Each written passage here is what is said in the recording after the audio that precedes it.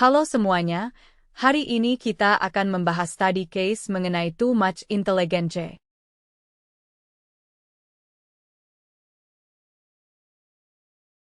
Deskripsi masalah. Pace Technologies tumbuh pesat berkat manajer penjualan Ken Bodine dan staf penjualan muda yang cerdas. Bodine merekrut lulusan terbaik dari 2 sekolah bisnis terkemuka, menawarkan gaji tinggi dan menarik dengan budaya perusahaan yang inovatif dan berusaha keras. Perusahaan dikenal karena intelijen bisnis agresifnya, yang membuat pesaing merasa frustrasi. Bodine merasa terdorong untuk mengalahkan pesaing dan merebut peluang penjualan besar.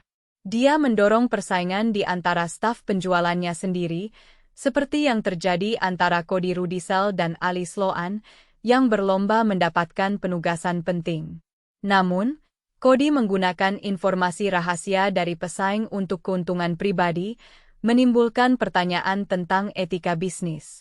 Ali menghadapi dilema moral tentang melaporkan tindakan tersebut atau membiarkannya berlalu, sementara merenungkan nilai-nilai organisasi dan dampaknya.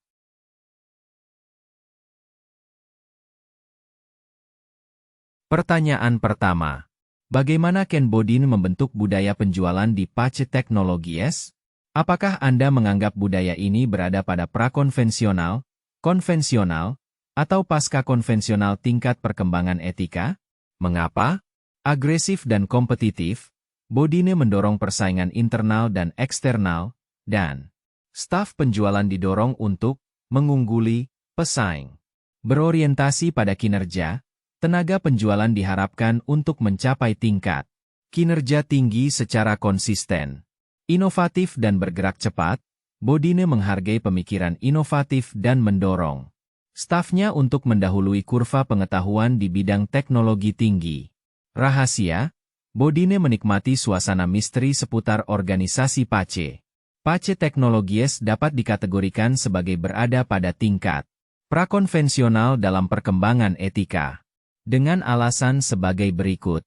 Penggunaan informasi rahasia dagang, tindakan Cody menggunakan informasi rahasia dari pesaing menunjukkan bahwa dia mengikuti aturan, menang dengan cara apapun, yang merupakan ciri khas tingkat prakonvensional. Fokus pada keuntungan pribadi, budaya kompetitif dan agresif di Pace mendorong staf penjualan untuk fokus pada pencapaian pribadi dan mengalahkan pesaing, daripada mempertimbangkan etika dan tanggung jawab sosial. Ketiadaan mekanisme kontrol etika, tidak ada indikasi bahwa Pace memiliki mekanisme kontrol etika yang kuat untuk mencegah perilaku tidak etis seperti yang dilakukan Cody. Pertanyaan kedua. Apa yang harus dilakukan Ali Sloan? Sebenarnya apa yang akan kamu lakukan jika kamu berada di tempatnya? Menjelaskan. Ali Sloan sekarang berada dalam posisi yang sulit karena terlibat dalam situasi di mana Cody Rudisell menggunakan informasi rahasia dagang dari pesaing untuk mendapatkan keuntungan. Berikut adalah beberapa langkah yang dapat dilakukan oleh Sloan. Yang pertama, pertimbangkan konsekuensi etis. Yang kedua, laporkan ke manajemen/SDM. Yang ketiga, konsultasi dengan orang terpercaya. Yang keempat, pahami prosedur perusahaan. Yang kelima, jangan bertindak sendiri. Jika saya berada di posisi Ali, saya akan melaporkan insiden ini kepada manajemen atau departemen sumber daya manusia dengan menyediakan bukti yang memadai.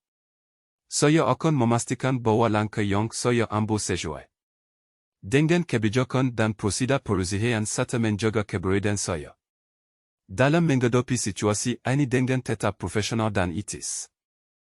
Pertanyaan ketiga. Keputusan Cody Rudisell jika dia mendasarkan pada pendekatan utilitarian versus individualisme versus praktis. Utilitarianisme. Cody memilih tindakan yang menguntungkan Pace Technologies, meskipun berisiko merusak reputasi dan berujung pada tindakan hukum. Individualisme. Berdasarkan pendekatan individualisme, Cody akan memilih tindakan yang terbaik untuk dirinya sendiri.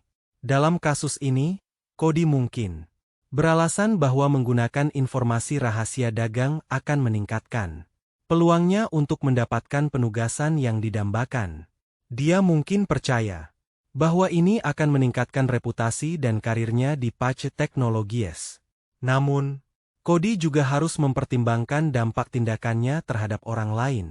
Penggunaan informasi rahasia dagang dapat merusak kepercayaan dan hubungan dengan rekan kerjanya. Hal ini dapat menyebabkan ketegangan dan konflik di lingkungan kerja. Pendekatan praktis. Berdasarkan pendekatan praktis, Cody akan memilih tindakan yang paling realistis dan mudah dilakukan. Dalam kasus ini, Cody mungkin beralasan bahwa menggunakan informasi rahasia dagang adalah cara yang mudah untuk mendapatkan keuntungan atas pesaing. Dia mungkin percaya bahwa semua perusahaan melakukan hal yang sama dan bahwa ini adalah cara yang normal untuk berbisnis. Namun, Cody juga harus mempertimbangkan risiko dan konsekuensi dari tindakannya.